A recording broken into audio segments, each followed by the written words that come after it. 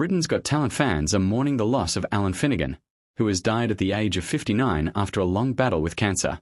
Allan became widely known after appearing on Britain's Got Talent, where his unique blend of comedy and stories from his life as a church minister won over both the judges and viewers. He was diagnosed with a rare form of cancer and continued fighting the disease for several years. Tributes have been pouring in from friends, family, and fans who remember him for his humor, kindness, and positive spirit. Allan's family describe him as a loving husband, father, and entertainer who brought joy to countless people. His legacy will continue to live on through the laughter and inspiration he shared with audiences across the United Kingdom.